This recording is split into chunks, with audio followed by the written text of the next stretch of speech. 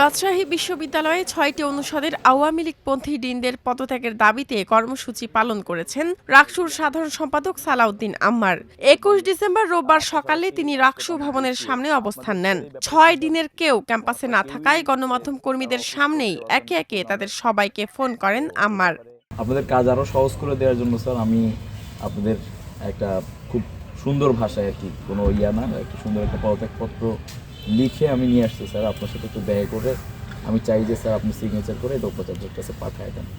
যে ৬ দিনের পদত্যাগ চাওয়া হয় তারা হলেন আইন অনুষদের আবু নাসের মোহাম্মদ ওয়াহিদ, বিজ্ঞান অনুষদের নাসিম আক্তার, ব্যবসায় শিক্ষা অনুষদের এএসএম কামরুজ্জামান, সামাজিক বিজ্ঞান অনুষদের এসএম একরাম উল্লাহ, প্রকৌশল অনুষদের বিমল কুমার প্রামাণিক ও ভূবিজ্ঞান অনুষদের এইচএম সেলিম রেজা। আম্মার বলেন, ডিনদের সঙ্গে যোগাযোগ করা হলেও কেউ ক্যাম্পাসে উপস্থিত নেই। ফোনে তারা জানিয়েছেন তারা আর এই দায়িত্বে থাকতে চান না। শিক্ষক রাজনীতি বন্ধের ঘোষণা দেন। শিক্ষক রাজনীতি বন্ধের ঘোষণা কি? শিক্ষক রাজনীতি বন্ধের ঘোষণা হওয়া তো মানে কোনো সুযোগই নাই যতক্ষণ পর্যন্ত শিক্ষকদের বিবেক বোধ জাগ্রত হবে।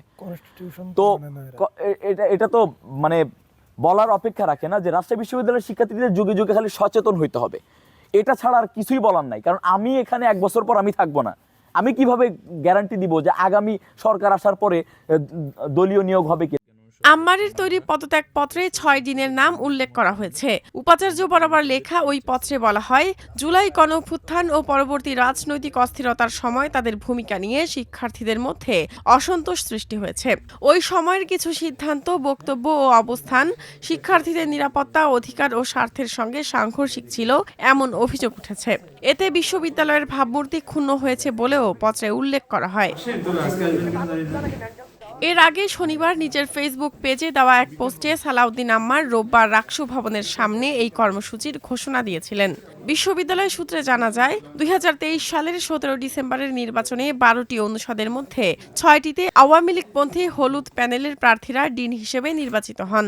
১৭ ডিসেম্বর বুধবার তাদের মেয়াদ শেষ হলেও বিশ্ববিদ্যালয়ের বিধি অনুযায়ী নতুন নির্বাচন না হওয়া পর্যন্ত তাদের দায়িত্বে থাকার নির্দেশ দেন উপাচার্য।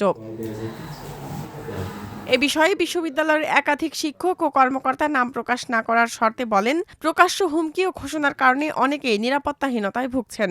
নাম প্রকাশ না করার শর্তে ২ ডিন প্রথম আলোকে বলেন, তারা নির্বাচিত প্রতিনিধি।